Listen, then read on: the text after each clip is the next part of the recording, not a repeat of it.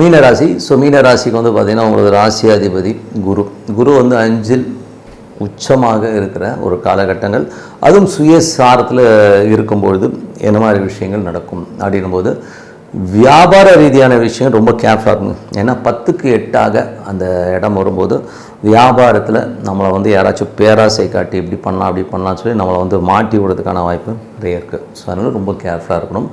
அதே நேரத்தில் ஒரு செயற்கை முறையில் இல்லை ரொம்ப நாள் குழந்தை இல்லாதவர்களுக்கு ஒரு குழந்தை பேர் கிடைக்கிறதுக்கான வாய்ப்புகள் ரொம்ப நல்லா இருக்குது. அதுக்கப்புறம் உங்களுக்கு 3 8ஆம் அதிபதியான சுக்கிரன் வந்து உங்களுக்கு 4ல் இருக்கும்போது சொத்துக்கள் சம்பந்தமான விஷயங்கள், ஏதாச்சும் பழைய வீடு வண்டி வாகனங்கள் விற்பனை இந்த மாதிரி விஷயங்கள்லாம் வந்து கொஞ்சம் கேர்ஃபுல்லாக இருந்துக்கிறது ரொம்ப ரொம்ப நல்லது. தாயாருக்கும் உங்களுக்கும் ஒரு சின்ன சின்ன டிஃப்ரென்ஸ் ஆஃப் ஒப்பீனியன் வர்றதுக்கான வாய்ப்பு ரொம்ப கவனமாக இருக்கணும்.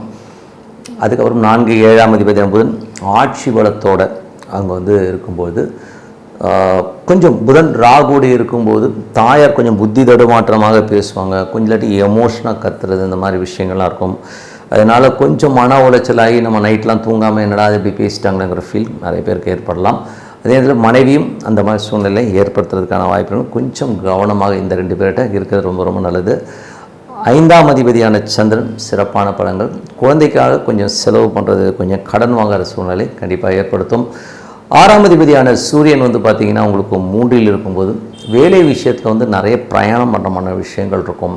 உள்ளூரை வந்து யாராச்சும் ரகசியமாக நம்மளை வேவு பார்க்குறாங்களா, நம்மளை சந்தேகிக்கிறாங்களா, எண்ணங்கள் கலகங்கள் இருக்கிறதுக்கான வாய்ப்புகள் கொஞ்சம் கவனமாக இருந்துக்கிறது நல்லது. அது வேலை விஷயங்களில் ஓகேங்களா. ஸோ அதேமாதிரி கடன் சம்மந்தமான விஷயம் கொஞ்சம் கேர்ஃபுல்லாக இருந்துக்கிறது ரொம்ப ரொம்ப நல்லது. கொஞ்சம் எமோஷனாக ஆவீங்க. ஏன்னா இவன் அப்படி சொல்லிட்டான் அவன் இப்படி சொல்லிட்டான்னா நீங்கள் ரியாக்ட் ஆகாமல் மெய்ப்பொருள் காண்பது ரொம்ப ரொம்ப முக்கியம். அதுக்கப்புறம் பார்க்கும்போது உங்களுக்கு 8ஆம் அதிபதி வந்து உங்களுக்கு 4ல் இருக்கும்போது தாயாருக்கும் உங்களுக்கும் ஒரு சின்ன சின்ன ஒரு மனக்கசப்புகள் டென்ஷன்ஸ் இருக்கும். வண்டி வாகனங்கள் ஓட்டும்போது ரொம்ப கேர்ஃபுல்லாக இருக்கிறது ரொம்ப ரொம்ப நல்லதுங்க ஓகேங்களா. அதுவும் பெரும் பணம் ஏதாச்சும் கையாளுறீங்கன்னா அது கொஞ்சம் யோசித்து கையாளுறது ரொம்ப ரொம்ப நல்லது. அதுக்கப்புறம் 9ஆம் அதிபதியான செவ்வாய் உங்களுக்கு வந்து 2ல் இருக்கும்போது வெளிநாட்டில் இருக்கவங்க ஒரு பெரும் பணம் வர்றதுக்கான வாய்ப்புகள் இருக்குது. பட் இருந்தாலும் ஒரு சலசலப்புகள் ஒரு ஸ்ட்ரெஸ்ஸஸ் இருக்கும். ஏன் ஸ்ட்ரெஸ் இருக்குன்னா அது சுக்கிரனுடைய சாரத்தில் போகும்போது கொஞ்சம் மன உளைச்சலோ சின்ன சின்ன சந்தேகங்கள் இருக்கிற வாய்ப்புகளில் கொஞ்சம் கவனமாக பொறுமையாக ஹேண்டில் பண்ணுறது ரொம்ப ரொம்ப நல்லது. அதுக்கப்புறம் பார்க்கும்போது உங்களுடைய 10ஆம் அதிபதியான குரு 5ல் இருக்கும்போது தொழில் ரீதியான விஷயம் ரொம்ப ரொம்ப கவனமாகணும். அதுவும் பெரும் பணம் ஏதாச்சும் இன்வெஸ்ட் பண்ணுறீங்கன்னா 1க்கு 4 வாட்டி யோசித்து இன்வெஸ்ட் பண்ணுறது ரொம்ப ரொம்ப நல்லது.